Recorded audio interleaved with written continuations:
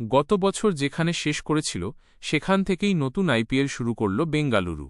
শনিবার প্রথম ম্যাচে হায়দ্রাবাদকে ৬ উইকেটে হারিয়ে দিল তারা। প্রথমে ব্যাট করে হায়দ্রাবাদ তোলে ২০১-৯। জবাবে ৪ উইকেট হারিয়েই জয়ের রান তুলে দেয় বেঙ্গালুরু।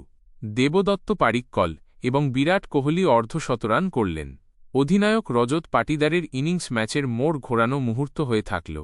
জলে গেল ঈশান কিশনের ৮০ রানের ইনিংস। হায়দ্রাবাদের তোলা ২০১ রান তাড়া করতে নেমে ২টি ৪ মেরে শুরুটা ভালোই করেছিলেন ফিল সল্ট, নয়। তবে দ্বিতীয় ওভারেই আউট হন তিনি। তিনে নামেন ইম্প্যাক্ট প্লেয়ার পাডিক্কল। প্রথম বলেই জয়দেব উনাদকাটকে ৬ মেরে শুরু করেন। তখনই বোঝা গিয়েছিল কীরকম মেজাজে রয়েছেন। এরপর নীতিশ রেড্ডি, ডেভিড পেন, হর্ষ দুবে, ঈশান মালিঙ্গা কাউকেই ছাড়েননি কর্ণাটকের ব্যাটার। ২১ বলে অর্ধশতরান করেন। ৮.১ ওভারেই ১০০ পেরিয়ে যায় বেঙ্গালুরু। ৪-এ নামেন পাটিদার। তিনি পাডিক্কলের থেকেও আগ্রাসী খেলতে থাকেন। বেঙ্গালুরু অধিনায়কের ১২ বলে ৩১ রানের ইনিংসে রয়েছে ২টি ৪ এবং ৩টি ৬। দুই ব্যাটারকেই যতটা সম্ভব বেশি বল খেলতে দিয়েছেন কোহলি।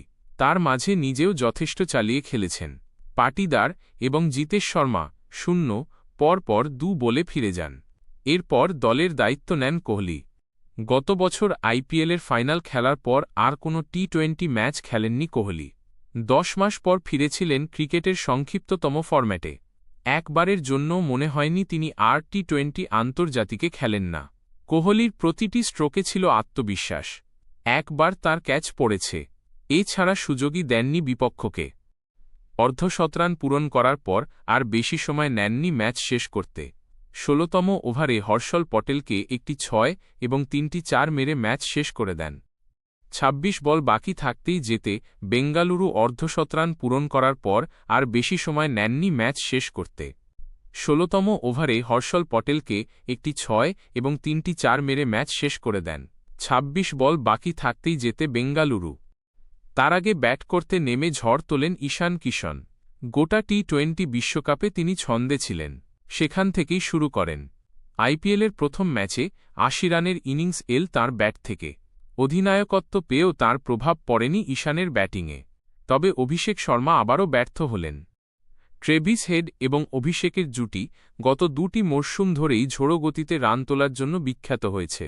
তবে এই আইপিএলের প্রথম ম্যাচে দুজনেই ব্যর্থ। অভিষেককে শুরু থেকেই নড়বড়ে লাগছিল। জেকব ডাফির প্রথম ওভারে তিনি ভাল খেলতে পারেননি। তৃতীয় ওভারের প্রথম বলেই আউট হন তিনি। ডাফির বলে পুল করতে গিয়েছিলেন। ব্যাটের কানায় লেগে বল উঠে যায়। ক্যাচ ধরেন জিতেশ শর্মা। ফিরে যান হেডো। তিনি ২টি ৪ মেরে শুরু করেছিলেন ভালোই। তবে ডাফির ওই ওভারেই ফিরে যান তিনি। সফল হননি নীতিশ রেড্ডিও, নয়। এই অবস্থায় হাইনরিক ক্লাসেনের সঙ্গে জুটি বেঁধে হায়দ্রাবাদের হাল ধরেন ঈশান। যে বেঙ্গালুরুর বোলিংকে ভয়ঙ্কর মনে হচ্ছিল তাকেই পাড়ার স্তরে নামিয়ে আনেন তিনি। চতুর্থ উইকেটে ৯৭ রানের জুটি হয় এই দুই ব্যাটারের। ক্লাসেন বিশ্বকাপের দল থেকে বাদ পড়েছিলেন। এই ম্যাচে দেখালেন তার আগ্রাসন একটুও কমেনি। ২টি ৪ এবং একটি ৬-এর সাহায্যে ২২ বলে ৩১ করেন তিনি। এই জুটিতে তিনি ঈশানকেই বেশি খেলতে দিয়েছেন। তবে আউট হলেন বিতর্কিতভাবে। রোমারিও শেফার্ডের বল তুলে মেরেছিলেন। বাউন্ডারির ধারে ক্যাচ নেন সল্ট। ক্যাচ ধরার সময় সল্টের পা বাউন্ডারির দড়িতে লেগেছে কি না তা নিয়ে দীর্ঘ রিপ্লে চলে। শেষ পর্যন্ত আম্পায়ার আউট দেন ক্লাসেনকে। প্রোটিয়া ব্যাটার তা বিশ্বাসই করতে পারেননি। ঈশানকে দেখে মনে হচ্ছিল তার ব্যাট থেকে শতরান আসতে চলেছে। কিন্তু সল্টের আরেকটি ভাল ক্যাচে আউট হন তিনি। অভিনন্দন সিংহের ফুলস বলে মেরেছিলেন পয়েন্টের দিকে। ঝাঁপিয়ে পড়ে এক হাতে দুরন্ত ক্যাচ নেন সল্ট। নিয়মিত উইকেট হারালেও হায়দ্রাবাদ ২০০ পেরোয় অনিকেত বর্মার সৌজন্যে।